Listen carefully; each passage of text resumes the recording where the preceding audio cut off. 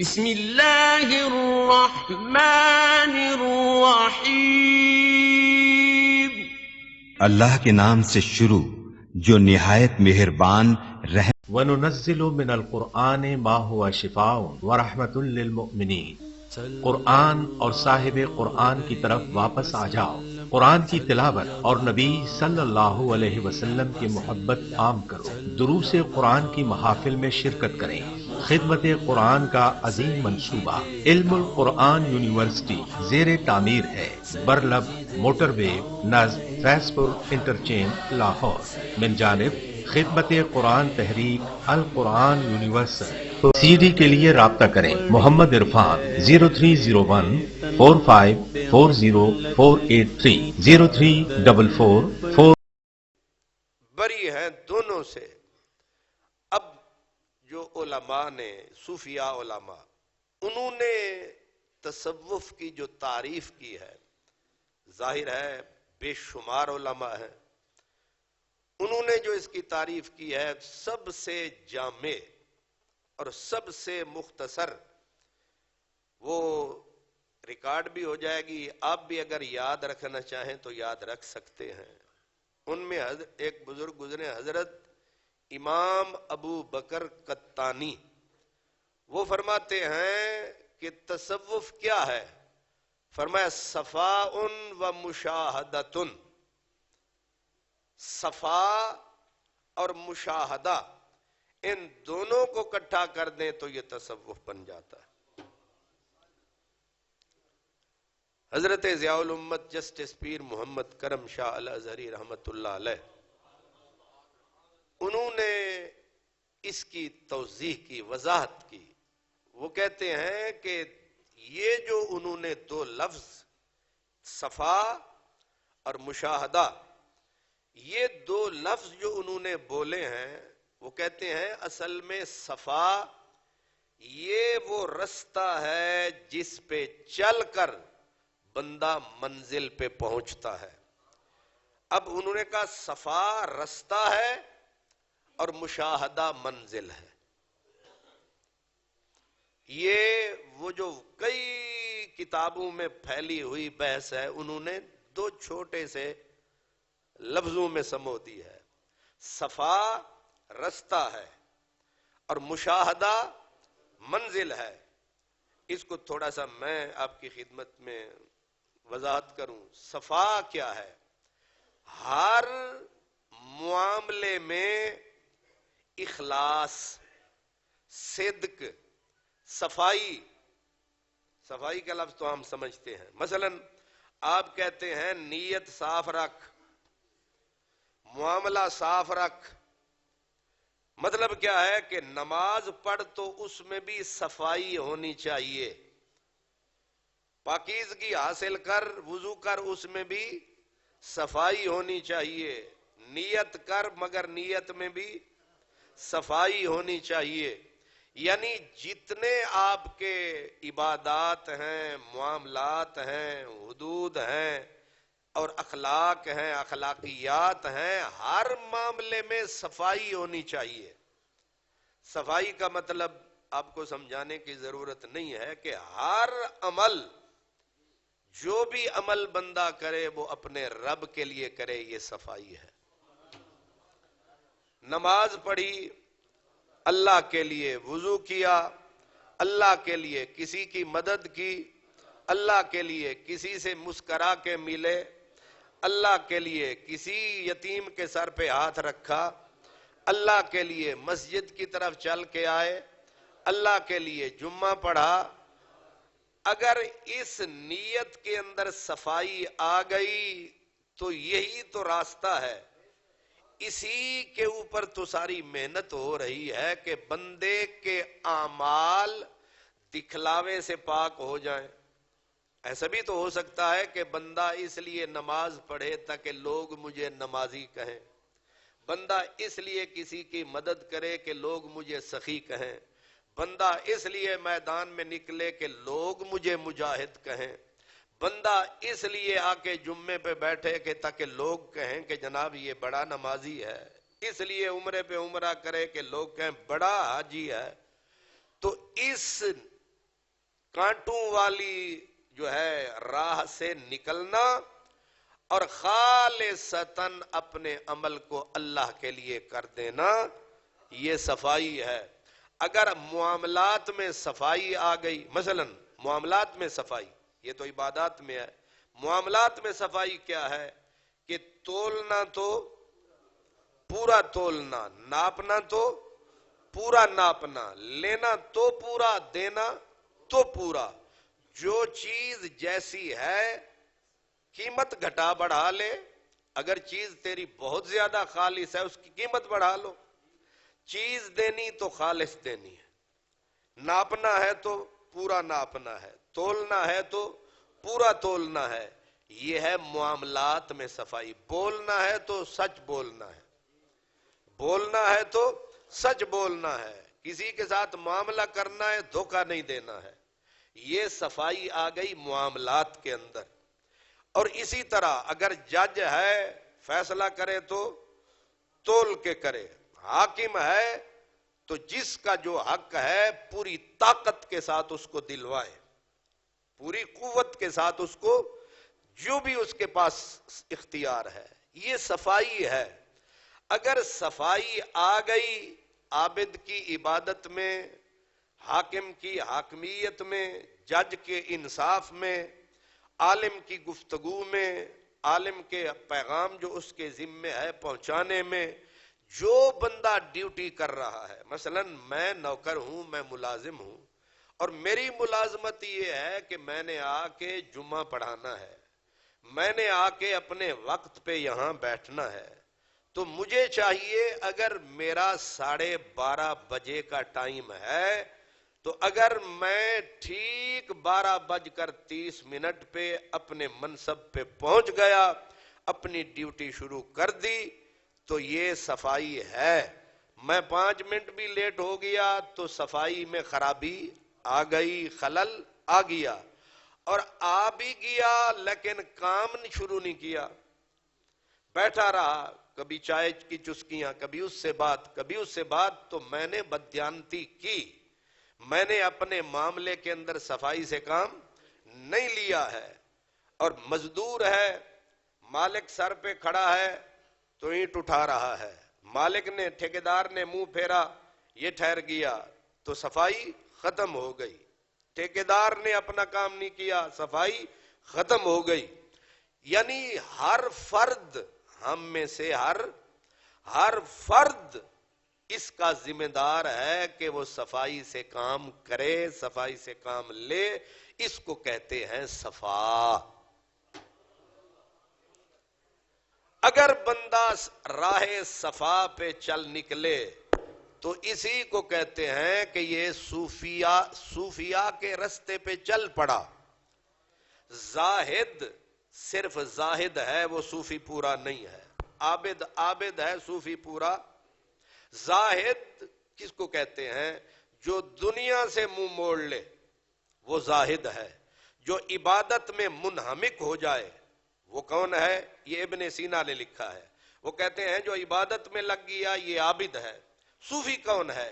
کہتے ہیں صوفی اس کو کہیں گے جو عبادت بھی کرے، ریاضت بھی کرے، زہد بھی اختیار کرے، لیکن ان سب چیزوں کا نتیجہ دل میں یہ رکھے کہ میں نے اپنے رب کو راضی کرنا ہے۔ نماز میری راہ ہے، روزہ میری راہ ہے، حج میری راہ ہے، حلال کھانا میری راہ ہے، ٹھیک تولنا میری راہ ہے، ملاوٹ نہ کرنا میری راہ ہے، وقت پہ پہنچنا میری راہ ہے، اپنا پورا کام کرنا میری راہ ہے، اور اس راہ سے میں نے کہاں پہنچنا؟ آگے اینڈ پہ میرا خدا ہے، اور میں نے اس کی رضا طلب کرنی ہے، اس کو خوش کرنا ہے، اس سے ملنا ہے، اسے دیکھنا ہے، اس سے ملاقات کرنی ہے۔ تو یہ صفا اور مشاہدہ دو چیزیں مل گئیں، صوفی بن گیا۔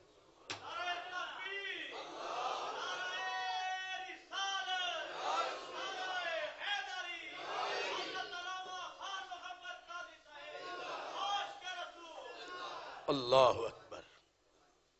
ابتدا آپ سمجھ گئے صوفی کس کو کہتے ہیں؟ ساڑھے کولتے ہیں نا جنہیں داڑھی رکھ لی صوفی صاحب، تو یہ صوفی صاحب اور ہیں. جس کی میں بات کر رہا ہوں وہ صوفی. اب صوفی کا منشا کیا ہے کہ صرف راستہ اب آپ سمجھ گئے نا کہ تصوف کیا ہے؟ شریعت کے اوپر پورا تول کے عمل کرنا، ایک بال برابر بھی ڈنڈی نہیں مارنی، ایک بال برابر بھی عمل میں بھی، نیت میں بھی، ظاہر میں بھی. اب یوں سمجھ لیں جس کا اعمال میں، معاملات میں ظاہر اور باطن ایک ہو گیا وہ صوفی ہے. ظاہر اور باطن ایک ہو گیا وہ صوفی ہے. اور یہی مشکل کام ہے، یہی مشکل کام ہے کہ بندے کا ظاہر اور باطن ایک ہو جائے. اگر خدا نخواستہ ظاہر اور ہے باطن اور ہے، وہ تو منافقت کے اندر چلا گیا، نفاق میں چلا گیا، صوفی کہاں رہا؟ تو اس لیے اصل میں صوفی بننا بہت مشکل ہے. نتیجہ یہ نکلا کہ یہ جو تصوف ہے یہ اتنی طاقتور شے ہے کہ یہ اسلام کی ریڑھ کی ہڈی ہے. آپ سمجھ رہے ہیں؟ اسلام کی جان ہے، اسلام کی روح ہے. اصل اسلام کی طاقت یہ ہے. اس کے مختلف نام ہیں: اخلاص، صدق، وفا.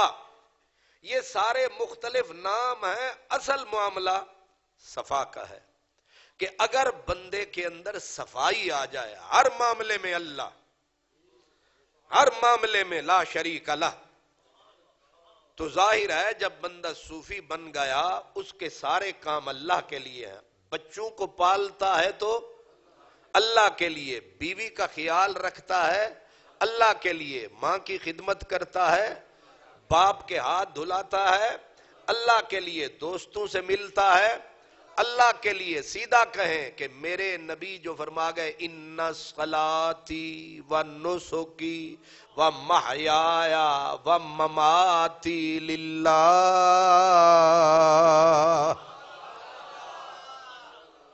یہ رب نے ہمارے نبی سے کہلوایا. فرمایا قل، میرے نبی بولو.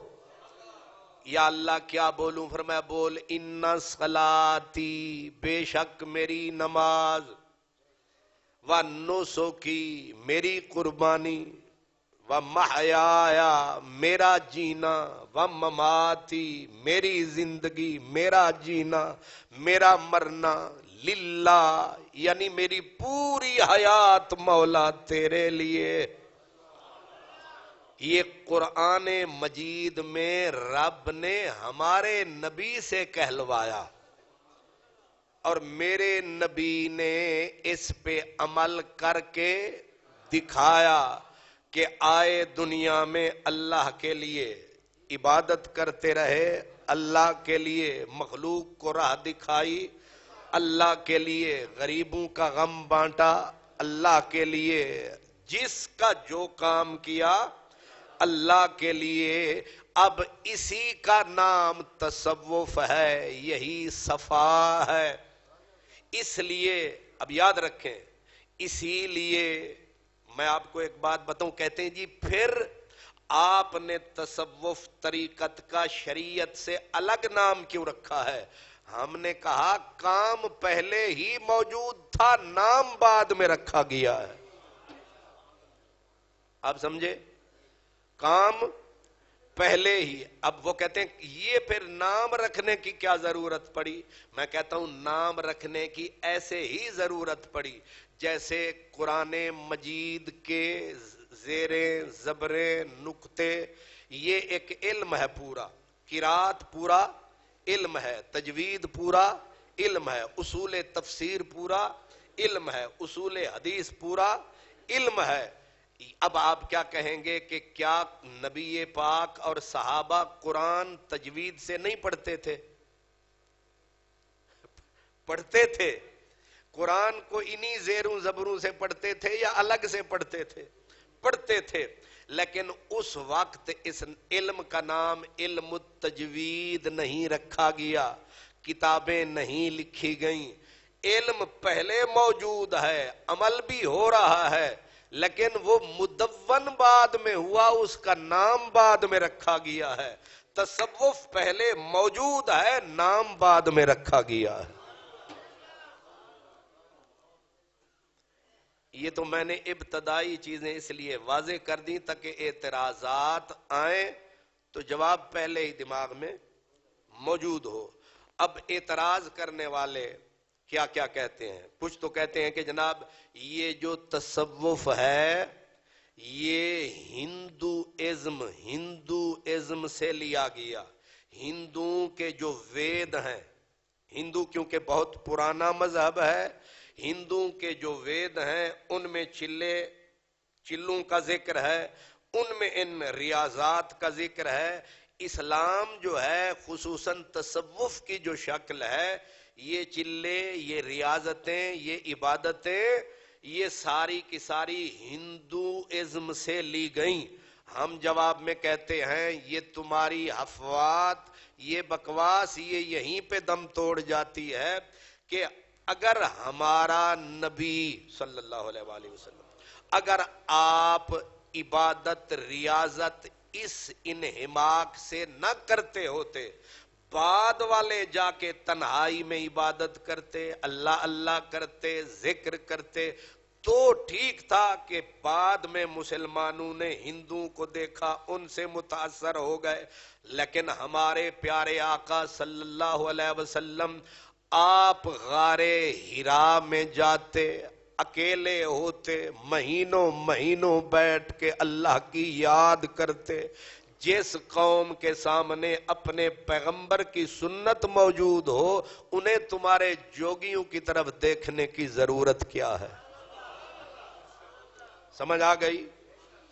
اس لیے میرے رب نے میرے نبی کو کہا وَتَبَتَّلْ إِلَيْهِ تَبْتِيلًا، میرے نبی دنیا سے کٹ کر صرف اسی کے ہو جائیں۔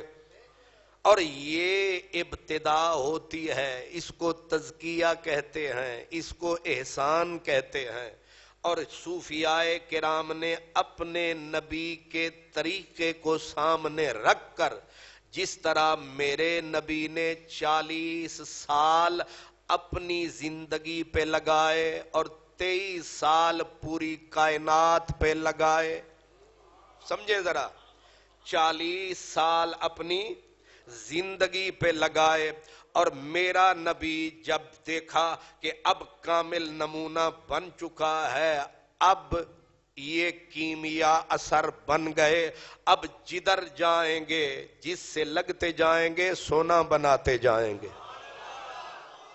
اس لیے 23 سال 20 اور 3 23 سال میں پوری کائنات کی کایا پلٹ دی۔ کس نے؟ میرے آپ کے اور میرے نبی نے۔ اسی لیے ایک صوفی میں ایک علامہ میں فرق یہی ہے، ہمارے دور کی خرابی یہی ہے کہ ہم لوگ 8 سال 10 سال پڑھنے کے بعد ہم سمجھتے ہیں ہم مکمل ہو گئے، آئے آپ کے سامنے ممبر پہ بیٹھ گئے، آئے ہم نے آ کے تبلیغ شروع کر دی، آئے ہم نے کتابیں لکھنی شروع کر دی اور اپنا کام شروع کر دیا، لیکن نتیجہ غیر مؤثر ہو گئے، اثر پیدا نہ ہوا۔ جبکہ صوفیاء کرام پہلے پڑھتے تھے، پھر تزکیہ فرماتے تھے، پھر وہ خود جب سونا بن جاتے تھے، پھر معاشرے میں آتے تھے، پھر نتیجہ سامنے ہوتا تھا۔ یہ سیم راہ ہے رسالت کی راہ، یہ ہے نبوت کی راہ۔ آپ سمجھ رہے ہیں کہ نہیں سمجھ رہے؟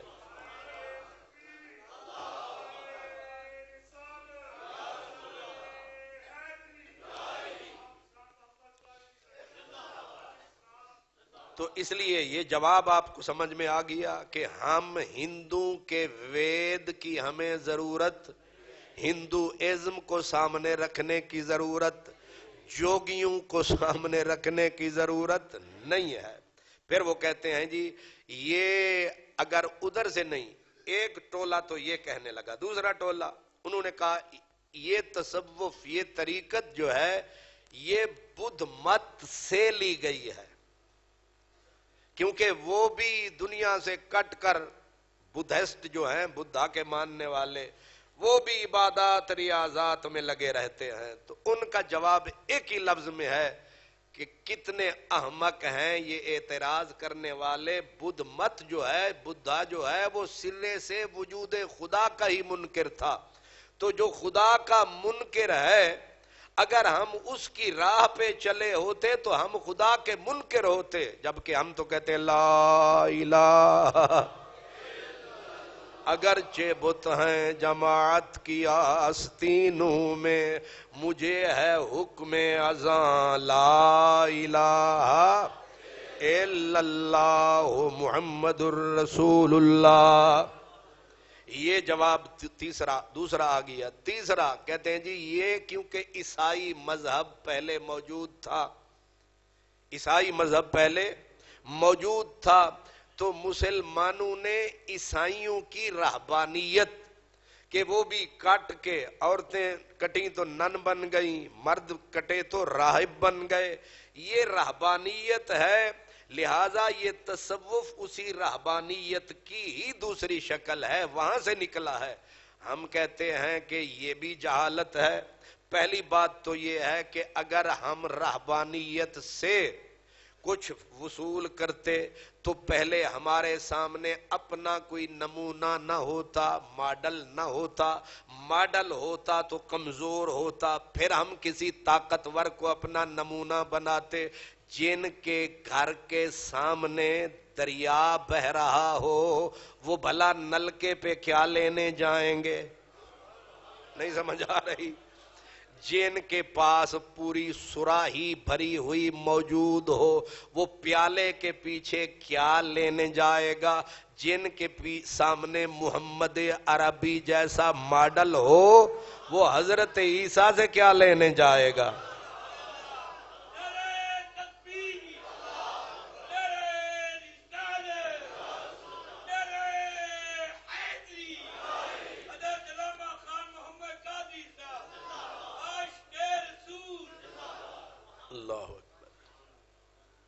ये मेरी बातें हैं जरा रूखी रूखी पर समझने वाली हैं। जाहिर है हम मुसलमान हैं तो हमें अपने मामलात को साफ रखना है, क्लियर रखना है और अपने अकीदे ईमान को मजबूत रखना है। अल्लाह अकबर। सिर्फ 11वीं नहीं खानी, 11वीं का हक भी अदा करना है। सिर्फ दाता साहब का लंगर नहीं खाना, दाता साहब की ड्यूटी भी देनी है। सुभान अल्लाह। सुभान, फर्क है ना। जो मसलन हाजी साहबान बांटते हैं दाता साहब के यहाँ दूध, वो उनकी ड्यूटी है। दाता साहब का मिशन क्या है वो बताना हमारी ड्यूटी है। अगर वो दूध बांटने में हैंकी फैंकी नहीं करते तो हमें भी उनके मिशन को फैलाने में हैंकी फैंकी नहीं करनी चाहिए, नहीं तो गुजर हमसे आगे निकल जाएंगे। सुभान अल्लाह। ऐसा गुजरन अगे निकलन, अच्छा तुसी भी मेरे नाल हो गए। सुभान अल्लाह। लो इसका मतलब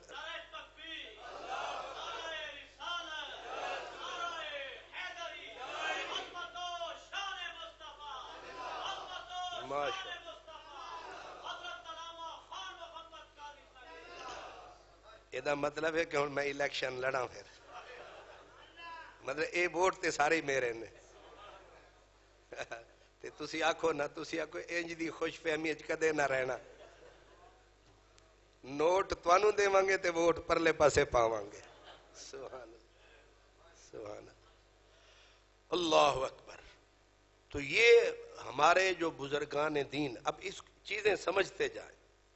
हमारा तसव्वुफ तरीकत ये ईसाइयों का मरहून मिन्नत नहीं है। जब इधर से भी गए फिर आ गए, कहने लगे अगर इधर से नहीं है तो फिर ईरानी जो सोच थी, ईरानी फिक्र थी, ईरानी जो सोच थी, ईरान का असर पड़ा अरब के ऊपर। کیونکہ وہ ایک سپر پاور تھی. یہ جاہل قوم تھی. ایک جاہل اور بدو قوم جو تھی، ایک سپر پاور، ایک متمدن قوم، ایک بہت ہی بلندی پہ پہنچی ہوئی قوم جو تھی، اس سے اثر لینا فطری بات تھی. سوال تو بڑا تگڑا ہے بھئی، کیونکہ ہیں بھی بالکل ساتھ ساتھ. ایران کے ایرانی زرتشتی اثرات عرب کے معاشرے کلچر پہ پڑے، وہاں سے انہوں نے کشید کیا اپنا تصوف، اپنی طریقت، اپنا ایون کے دین کی عبادات انہوں نے کس سے لیں؟ ایرانیوں سے لیں. اس کا جواب ہمارے بزرگ یہ دیتے ہیں، وہ کہتے ہیں اگر تم بات کرتے ہو نبی کریم کے تشریف لانے سے پہلے کی، ہم اقرار کرتے ہیں کہ عرب بدو بھی تھے، جاہل بھی تھے، کوئی تمدن نہیں تھا، کوئی تہذیب نہیں تھی، لیکن جب کملی والا آیا ہے، قرآن کی شمع لایا ہے، اور پھر ایک تہذیب اور تمدن کو اٹھایا ہے، اور پورے ایران کو ان کے گھوڑوں کی ٹاپو نے جب اپنا روند کے اسلام کا جھنڈا لہرایا، پھر ہم لینے والے نہیں، ہم دینے والے بن گئے ہیں. پھر ایران کو ہم نے دیا ہے، لیا نہیں ہے. آج مجھے بتائیں، اگر ہم لیتے، ہم آگ پوج رہے ہوتے، لیکن اب وہاں آگ پوجنے والا ایک نظر نہیں آتا ہے. آج بھی کلمہ ہے، آج بھی اذان ہے، آج بھی دین ہے، اسلام ہے. تو کیا کہیں گے؟ کہیں گے ہم نے ایرانیوں سے لیا نہیں، انہیں دیا ہے. اس لیے آج وہاں اسلام کا پرچم لہرا رہا ہے. اور شام کی دنیا، روم کی دنیا تھی، ان سے بھی ہم نے لیا نہیں، دیا ہے. وہاں بھی اسلام کا پرچم لہرا رہا ہے. اب یہ تو سوال ہو گئے پرلی کمپنی کے. اب ہمارے اندر سے اس کو کہتے ہیں کہ آگ دی سیاد نے جب آشیانے کو میرے، جن پہ تکیا تھا وہی پتے ہوا دینے لگے. یہ جتنے اعتراضات تھے، یہ یہودیوں کے، نصرانیوں کے، ہندوؤں کے، جو ان کے بڑے بڑے علامہ ان کے. لیکن اب جو اعتراض میں آپ کو بتانے لگا ہوں، یہ ہندوؤں کے نہیں، یہ عیسائیوں کے نہیں، یہ غیر مسلموں کے نہیں، یہ کلمہ پڑھنے والوں کے ہیں. یہ کس کے ہیں؟ کلمہ پڑھنے والوں کا اعتراض ہے، اور بڑا اور پوری طاقت کے ساتھ تھا، نہیں ہے. اب بھی یہ اعتراض کرتے جا رہے ہیں، اس لیے وہ کرتے رہیں، ہم بھی انشاءاللہ. اگر علی حجویری کے منکر ہیں تو علی حجویری کے نوکر بھی. اگر غوث اعظم کے منکر ہیں تو الحمدللہ، منکر کو تو کچھ ملے نہ ملے، ہم تو خالص دودھ پیتے ہیں 11ویں والے کے نام کا. تو زمانے میں یہ قاعدہ ہے، جس کا کھانا اس کا گانا. ہم انہیں بتائیں گے، بلکہ آئینہ انہیں دکھائیں گے، جدھر سے آئے ہیں ادھر پہنچائیں گے.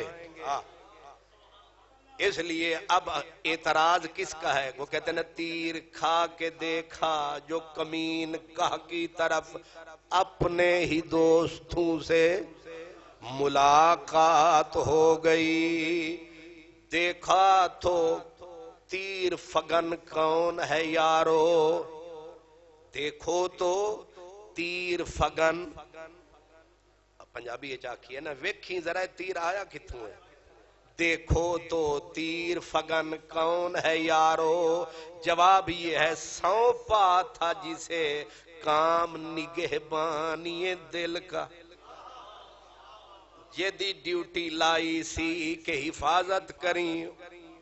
تیر جدوں وجیا کلیجے وچ پلٹ کے ویکھیا، جیڑا باڈی گارڈ بنایا سی اودا ہی تیر ٹھا سینے وجیا. تساں آدھے ہو مودودی صاحب اسلام کے باڈی گارڈ تھے، ڈاکٹر اسرار غامدی، اصلاحی، فراہی، یہ جتنے آئے ہیں، لوگ یہ سمجھتے ہیں یہ اسلام کے یہ بڑے باڈی گارڈ تھے، لیکن یاد رکھنا یہ اعتراض اسی نسل کا ہے.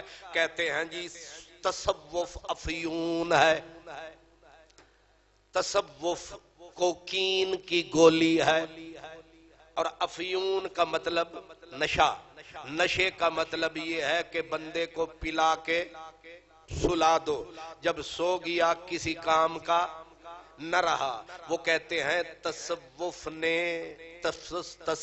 نے طریقت نے افیون کا کام کیا، ملت اسلامیہ کو نشائی بنا دیا، مطلب ان کے قوائے عمل کو مزمحل کر دیا، قوم کسی کام کرنے کے قابل نہ رہی.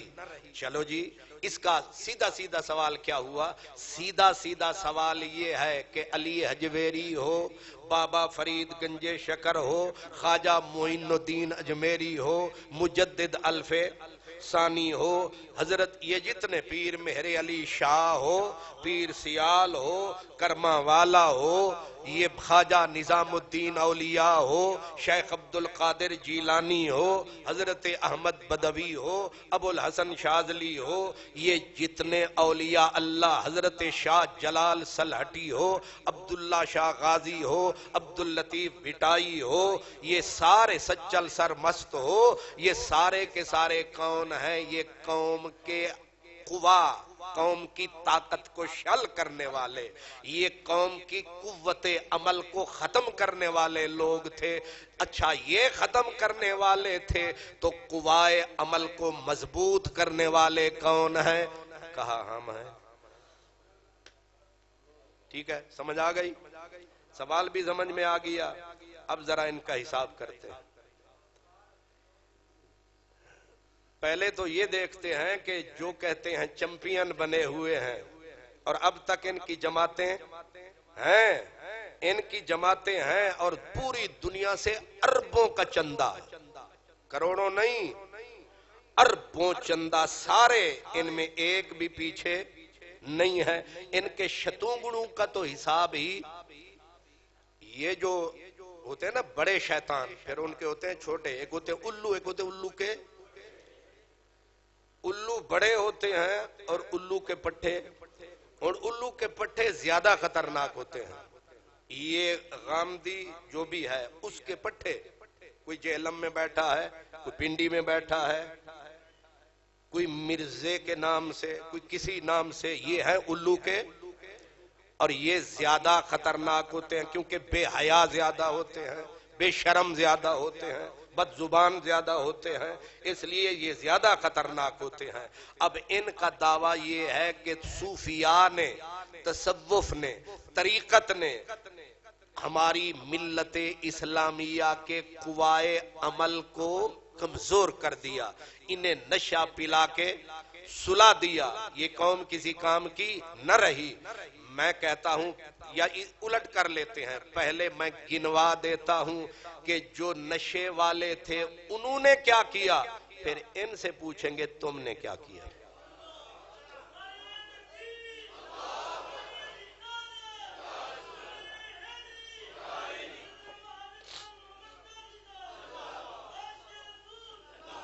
یہ بات آپ نے سن رکھی ہے، میں صرف دہرانا چاہتا ہوں، میں صرف دہرا رہا ہوں، اور اپنے بر صغیر سے ہی، تاکہ انہیں بھی پتا رہے، آپ کو بھی پتا ہو کہ ہم لوگ وہاں کی بات نہیں کر رہے جس کا ہمیں پتہ ہی نہیں ہے، جو دنیا ہم نے دیکھی نہیں ہے.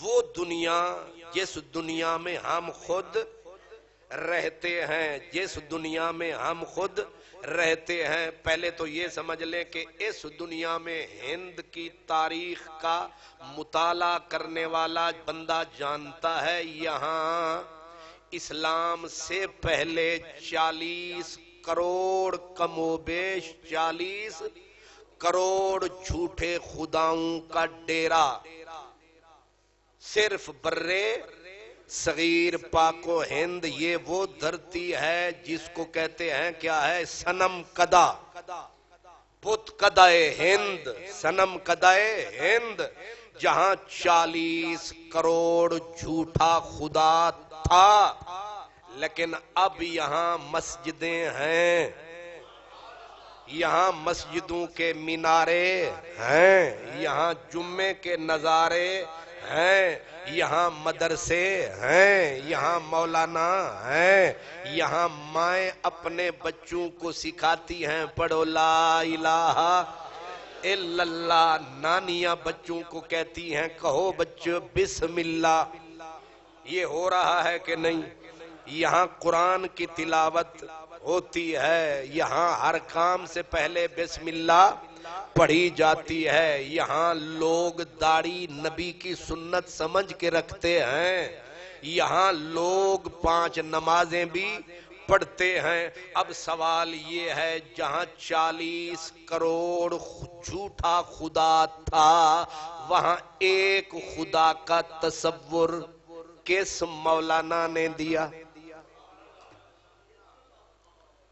یہ میں اس ریکارڈ کرنے والی مشین کی طرف منہ کر کے پوچھ رہا ہوں، اگر کسی مائی کے لال کے پاس کسی تھنکر، کسی آتھر، کسی بڑے مبلغ اعظم، کسی بڑے ڈاکٹر، کسی بڑے پروفیسر کے پاس معلومات ہوں، ہم انتظار کریں گے ہمیں جواب دیا جائے کہ اس بت کدائے ہند کے اندر مسجدیں کیسے بنی، اس کے اونچے مینار کیسے بنے، یہاں کلمہ لا الہ الا اللہ کیسے پھیلا، یہاں قرآن مجید کی تعلیم کیسے عام ہوئی؟ جواب ہم اپنا دیتے ہیں کہ یہ نشہ پلانے والے تھے یا جگانے والے؟ تم آئے ہو تو تمہیں دفتر ملے، تمہیں کروڑوں کا چندہ ملا، نہیں سمجھ آ رہی؟ تمہیں ٹی وی ملے، تمہیں اخباریں ملی، تم نے مجلے نکالے، تم نے رسالے نکالے، تم نے ہر شہر میں اپنی تنظیم قائم کی، لیکن نتیجہ ہم تم سے پوچھتے ہیں کہ بتاؤ اس کا ریزلٹ ہمیں دکھاؤ۔ تمہیں تو پورا ملک بنا کے صوفیاء نے دیا، تمہاری اتنی ڈیوٹی لگائی تھی کہ ساری جماعتیں، جمعیت علماء اسلام، جمعیت علماء پاکستان، تنظیم اسلامی، جماعت اسلامی، یہ فلانی جماعت، یہ سارے علماء، سارے مدرسے مل کے تم ایک 4-5 صوبوں والے ملک میں صرف نظام اسلام ہی نافذ کروا دو، حالانکہ اس ملک کا نام پہلے ہی اسلامیہ جمہوریہ ہے۔ تمہارے ذمے اتنا کام تھا، لیکن آج 70 سال گزر گئے، مولوی آتے رہے اسمبلیوں میں، وزیر بھی بنتے رہے، وزیر اعلیٰ بھی بنے، لیکن ہم جواب مانگتے ہیں کہ تمہارے مدرسوں نے مولوی ضرور پیدا کیے، لیکن کیا وہ ڈیوٹی پوری ہوئی کہ نہیں ہوئی؟ لیکن شرم سے سر جھک جائیں گے، کہنا پڑے گا کہ جہاں سے چلے تھے وہ حالات بہتر تھے۔ ناراض نہ ہونا، اس وقت حیا کیسا تھا اب کیسا ہے، اس وقت معاملہ کیسا تھا اب کیسا ہے۔ تم معاملات کو، اخلاقیات کو، اس وقت لوگوں کے اخلاق کیا تھے اب کیا ہو گئے؟ تم نے کچھ کرنا تھا، چلو تم اسمبلیوں میں پہنچ کے بھی ممبر بنے، وزیر بنے، وزیر اعلیٰ بنے، اب بھی مشیر بھی مولانا ہے کہ نہیں ہے؟ میں کسی مسلک کی بات نہیں کر رہا، میں صرف موازنہ کر رہا ہوں صوفیاء کا، ان صوفی علماء کا اور موجودہ حضرات کا۔ یہ بتائیں تم نے وہ ڈیوٹی نبھائی کہ نہیں؟ لیکن جن کو کہتے ہو وہ نشہ پلا گئے، وہ اعضاء مزمحل کر گئے، وہ قوم کو کمزور کر گئے۔ ایک بندہ آیا، 4 بندے ساتھ لایا، اور کس جگہ پہ آیا؟ بنی بنائی مملکت میں نہیں آیا، چہکتے مہکتے پھولوں کے اندر نہیں آیا، چمن میں نہیں آیا، اس نے اس جگہ کا انتخاب کیا جہاں ایک ظالم جابر بادشاہ جس کا نام پرتھوی راج تھا، جہاں اس کا راج تھا، جہاں ہندو جوگیوں کی اپنا دائیں بائیں ان کے اٹھنے بیٹھنے کی منزلیں تھی، وہاں جہاں جوگی رہتے تھے، جہاں بتوں کی پوجا ہوتی تھی، جہاں بتوں کی پوجا ہوتی تھی، جہاں پتھروں کو پوجا جاتا تھا، وہ بندہ اپنا ملک چھوڑ کے، اپنی جائیداد چھوڑ کے، اپنی آل اولاد چھوڑ کے، نہیں سمجھ آ رہی، وہ بندہ کہاں سیستان، کہاں سجستان، وہاں سے نکلا، نشائی ہوتا تو وہیں پڑا رہتا، اس کی رگوں کے اندر اسلام کا جذبہ تھا، پہلے وطن چھوڑا، وطن کے بعد اولاد کو چھوڑا، اولاد کے بعد اس کے پاس جتنی دولت تھی اس کو ساری کو تج کے میدان میں نکلا، اور جگہ کا انتخاب کس جگہ کا کیا؟ جہاں بت ہی بت، جہاں کفر ہی کفر، جہاں جبر ہی جبر، جہاں ظلم ہی ظلم، ایک جابر طاقتور بادشاہ جہاں بیٹھا تھا، آ کر اگر وہ چاہتا تو غزنی ڈیرا لگاتا، کابل ڈیرا لگاتا، لیکن اس نے ڈیرا کہاں لگایا؟ عین اجمیر کے اندر ڈیرا لگایا، جہاں اس صنم قدے کا مرکز تھا، بت قدے کا مرکز تھا، اور پھر وہ ٹکرایا، اور اس بندے نے چند سال کے اندر نتیجہ کیا دیا؟ 90 لاکھ زنار توڑ گیا، تجھے اور مجھے کلمہ پڑھتے پیچھے چھوڑ گیا۔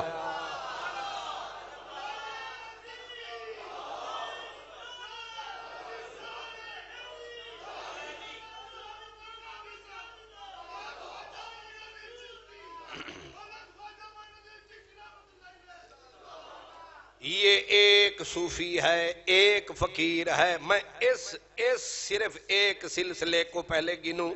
حضرت جناب قبلہ محمود غزنوی جب آتا ہے تو بادشاہوں کا کام کیا ہوتا ہے؟ آئے، وصولی کی اور چلے گئے۔ محمود غزنوی نے بھی یہی کام کیا، معاف کیجئے گا، لیکن محمود غزنوی جب آیا ہے تو اس کو ویلکم مرحبا کہنے والے کوئی یہاں اور نہیں تھے، خواجہ ابو محمد چشتی، جن کی عمر تھی اس وقت 70 سال، وہ آئے، غزنوی لے دے کے سومنات کو گھر پلٹ گیا، لیکن ابو محمد چشتی گئے نہیں، یہیں بیٹھ گئے۔ شہاب الدین غوری کتنی مرتبہ آیا، کتنی ماریں کھائیں، پھر اس کو لے کے یہاں خواب میں بلانے والے، پھر عملاً اس کے ساتھ حصہ لینے والے حضرت خواجہ معین الدین اجمیری رحمت اللہ علیہ۔ شہاب الدین غوری کہاں کدھر، وہ اپنا کام کرتا رہا، لیکن وہ جس کو یہ کہتے ہیں افیون کھلانے والے، یا تصوف افیون ہے، صوفی نشائی کا، لوگوں کو نشائی بنا گئے، ان کے اعضاء کمزور کر گئے، وہ جو جس کو تم یہ تانا دیتے ہو، اس نے اپنے پیچھے قطب الدین بختیار کاکی کو چھوڑا، اور بختیار کاکی اسی کا نام ہے جس نے شاہوں کی سوچ کو الٹ دیا۔ شمس الدین التتمش تھا بادشاہ، لیکن اس کو تہجد گزار کس نے بنایا؟ قطب الدین بختیار نے بنایا۔ انسانیت کا درد کس نے سکھایا؟ قطب الدین بختیار کاکی نے سکھایا۔ قطب الدین بختیار گیا، اس خطے کو اس نے اکیلا تنہا نہیں چھوڑا، خالی نہیں چھوڑا، اپنے پیچھے اس نے ایک طاقتور صوفی، تاریخ ساز صوفی، ایک مجدد صوفی، جو اپنے وقت کا پورے پنجاب کا سب سے بڑا عالم، پورے پنجاب کا ٹاپ کا قاری، یہ آن دا ریکارڈ بات کر رہا ہوں، ٹاپ کا قاری، اس کا نام ہے بابا فرید گنجے شکر۔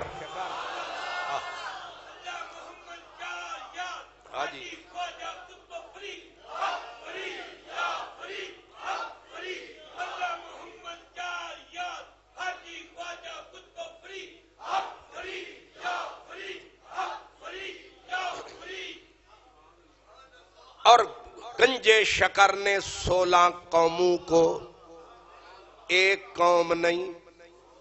میں بڑے ادب سے پوچھ سکتا ہوں، میرے تبلیغی جماعت والے بھائی کہتے ہیں ہم نے بڑا دین کا کام کیا اور اب ان کا سب سے بڑا سرپرستی مخالف ہو گیا سعودی عرب. سعودی عرب نے تبلیغی جماعت پہ لگا دی پابندی، اور پابندی لگائی تو 3 پوائنٹس سامنے رکھے. ایک تو اس نے، اور پھر یہ محمد بن سلمان نے نہیں پابندی لگائی، گالیاں تو اس کو پڑ رہی ہیں، یہ مولویوں نے پابندی لگائی. جو عبداللطیف آل شیخ محمد بن عبد الوہاب نجدی کی جو نسل ہے علماء کی، وہاں وہابی علماء کی، وہابیوں کے علماء کے بورڈ نے پابندی لگائی. اور الزام کیا دھرا ہے کہ پہلا الزام یہ کافر ہیں، دوسرا الزام یہ مشرک ہیں، تیسرا الزام یہ دہشت گرد ہیں. جناب اب ہمیں دکھ ہے کہ یہ نہیں ہونا چاہیے تھا، لیکن سوال یہ ہے چندے تو آپ ہی کھاتے رہے ہیں. یہ سپاہ صحابہ کس نے بنوائی؟ سعودی عرب نے. شیعہ سنی کو کس نے لڑایا؟ سعودی وہابیوں نے. پاکستان کے سینے کے اوپر یہ بموں کی جو بارش ہوتی رہی، یہ داعش کو، یہ طالبان کو چندے کون دیتے رہے؟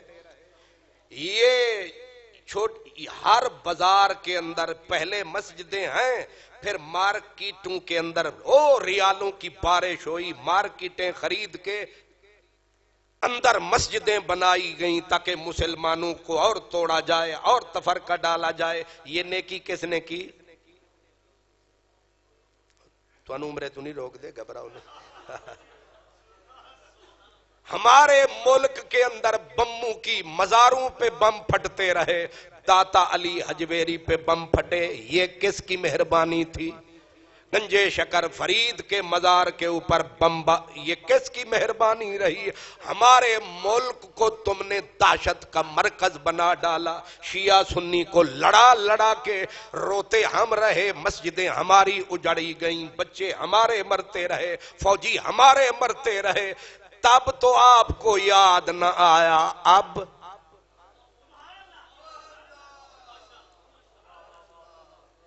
اس لیے جناب والا ذرا غور فرمائیے، آپ ہی اپنی اداؤں پہ ذرا غور کریں. ہم کچھ عرض کریں گے تو شکایت ہوگی.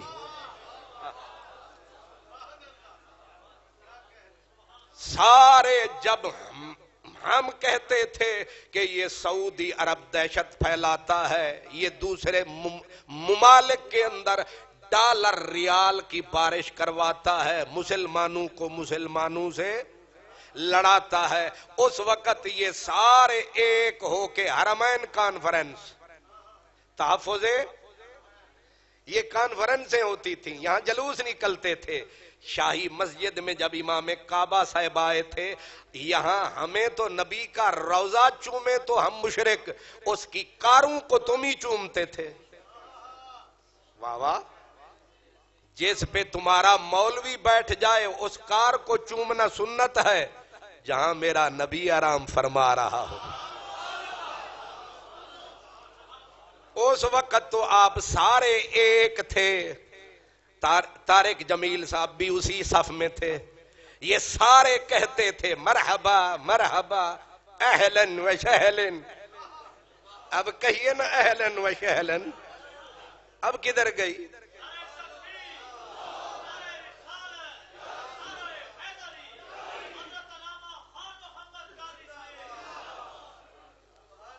جناب والا اپنا کل بھی یاد کیجئے. کل آپ نے جو بیج ڈالا تھا آج آپ وہ. ہم پہلے دن سے کہتے تھے کہ سعود اور یہود کا گٹھ جوڑ ہے. میں نے ایک پرانا شعر آپ کو سنایا تھا قمر جلالوی کا، وہ تو فوت ہی ہو گیا. وہ کہتا ہے پڑھتا ہوں تو کہتی ہے یہ خالق کی کتاب ہے، مثل یہودی یہ سعودی بھی عذاب. قمر اس قوم کے بارے میں کیا لکھے، کعبے کی کمائی سے جو پیتے ہیں شراب.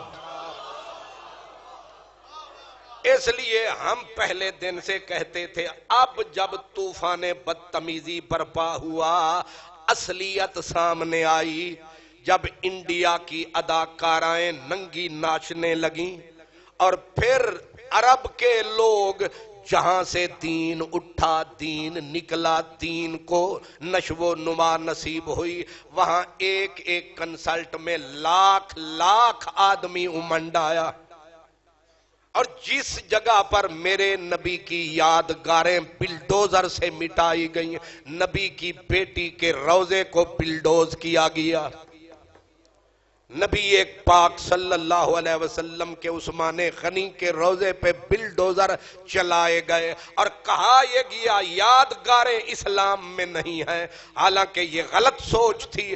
آج ایک فنکار انڈیا سے گیا اور وہی سعودی عرب ہے، وہی حکومت ہے، اس کے پنجوں کے نشان یادگار کے طور پر لے رہی ہے کہ اس کی انگلیوں کے نشانات یادگار کے طور پر سعودی عرب میں لٹکائے جائیں گے۔ واہ خدایا یہ کیسا موسم آیا!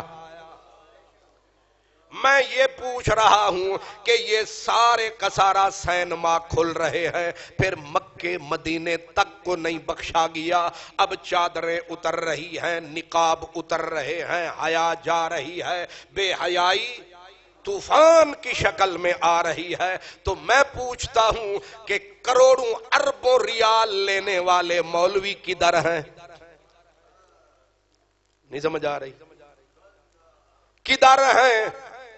کہاں ہیں؟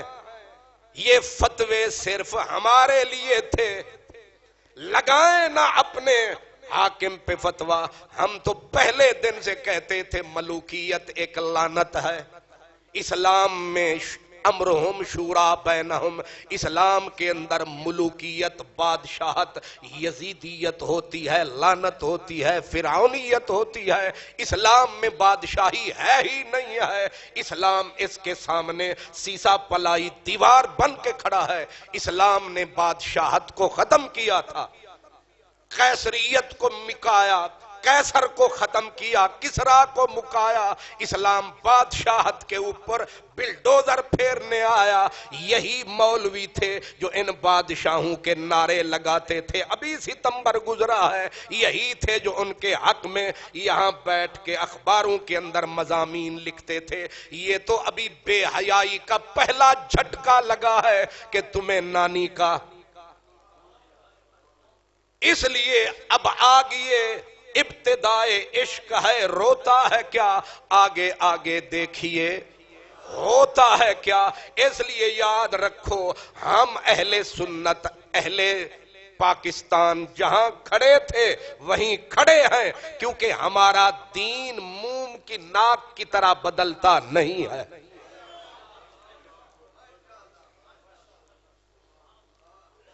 لیکن ہمیں دکھ ہے کہ تبلیغی جماعت پہ پابندی نہیں لگنی چاہیے تھی، کیونکہ سرپرستی اگر ہاتھ اٹھا لیں دکھ تو ہوتا ہے۔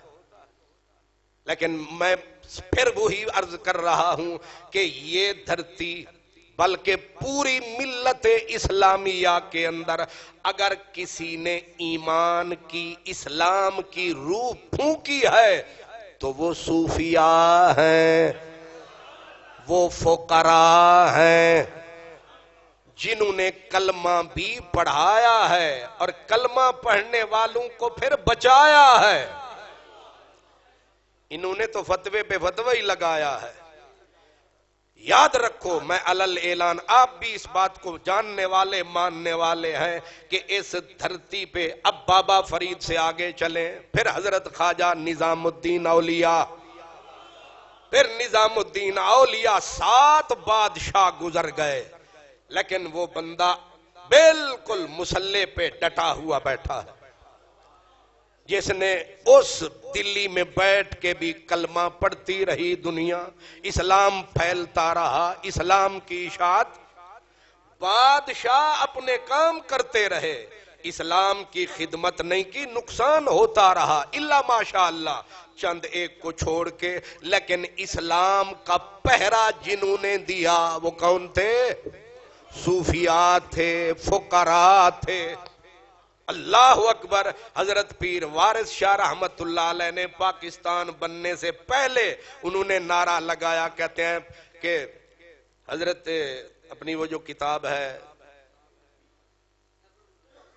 نہیں ہاں ہیر شریف اصل میں زور سے نام نہیں لینا چاہتا نا، وارث شاہ رحمت اللہ علیہ، حضرت پہلے اقبال کو لے لیتے ہیں۔ ہاں حضرت اقبال کیا کہتے ہیں؟ وہ کہتے ہیں کہ فقر ہے میروں کا میر، فقر ہے شاہوں کا شاہ، فقر کی شان پر چڑھتی ہے جب تیغے خودی، ایک مرد کی ضرب کرتی ہے کار سپاہ۔ حضرت علامہ اقبال سے بڑا پڑھا لکھا ابھی تک برے صغیر میں پیدا، بڑا علامہ، بڑا آتھر، بڑا تھنکر، بڑا مفکر، نباز مشرق ابھی تک پیدا نہیں ہوا۔ وہ کہتے ہیں ساری فوجیں ایک طرف، ایک فقیر کی ضرب حیدری ایک طرف۔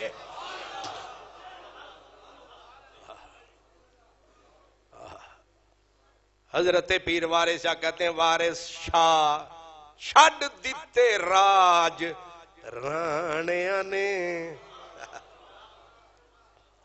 شاہ ہوراں دی پھر گل اپنی ہے، وارث شاہ چھڈ دیتے راج رانیاں نے، تے فوجاں فقر نے جتھے اتاریاں نی۔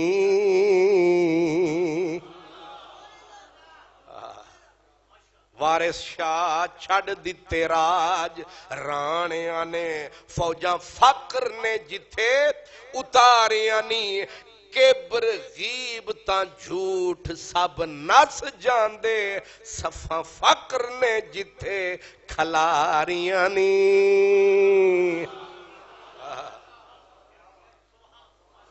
یہ فقیر تھے جن کے دم سے یہاں اسلام آیا ہے۔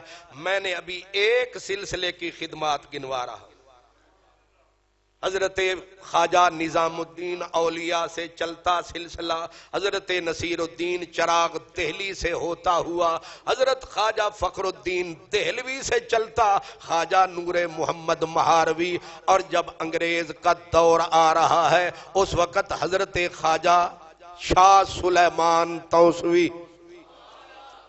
یہ کہتے ہیں جی ہم نے مدرسے بنائے، میں کہتا ہوں مدرسے بھی فقیروں نے بنائے،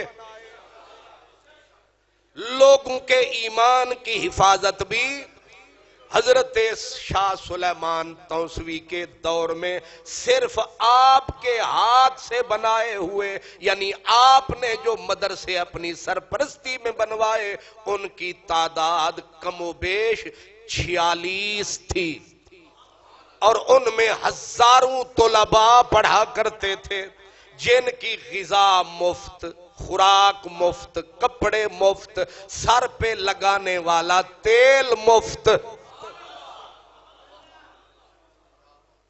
یہ کون لوگ تھے؟ یہ فقیر ہیں۔ اور حضرت شاہ سلیمان توسوی نے پھر ہمارے علاقے کے اندر ایک خانقاہ بھی بنی، درسگاہ بھی بنی، جن کا نام ہے حضرت خواجہ شمس الدین سیالوی، جن کے نور نظر لختے جگر حضرت اپنا ان کی آل میں، ان کی نسل میں حضرت خواجہ قمر الدین سیالوی جیسے شیخ الاسلام پیدا ہوئے، پیر مہر علی شاہ گولڑوی جیسے خلیفے کس کے ہیں؟ انہی فقیروں کے ہیں۔ میں پوچھ سکتا ہوں، آپ کہتے ہیں یہ لوگ وہ تھے جنہوں نے قوم کے اعضاء شل کر دیے، تو جب قادیانی فتنہ اٹھا تھا کون سی جماعت تھی، کون سی جماعت کا امیر تھا جو 25 اگست کو لاہور ریلوے سٹیشن پہ کھڑا تھا اور پوری ملت اسلامیہ 3 گھنٹے کس کے ہاتھ چومتی رہی؟ جی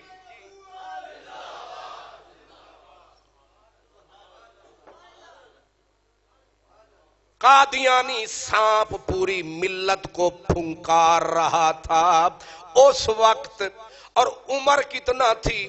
ٹوٹل 42 سال کا ایک صوفی عالم، صوفی سنی.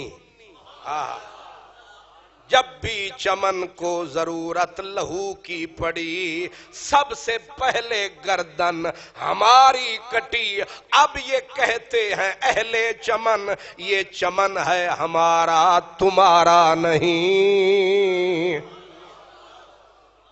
جب بھی نبوت کی طرف انگلی اٹھی ہے، مرید حسین کون تھا؟ مرید حسین شہید، غازی مرید حسین. یہ لفظ ہی بتا رہا ہے، غازی مرید حسین.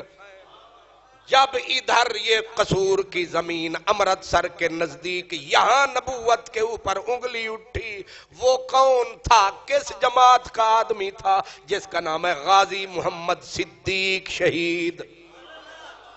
جب یہاں 95 کے اوپر انگلیاں نہیں، یہ ہمارے نام نہاد سیاستدان حضور کی عزت و ناموس کے قانون کو کالا قانون کہہ رہے تھے.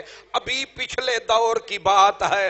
وہ کون تھا جس نے ایک گورنر کے سینے میں بندوق کی گولیاں اتار کے اپنے آپ کو سولی پہ چڑھا کے بتایا ہم ہیں ممتاز؟ یہ ہے سنی کا انداز.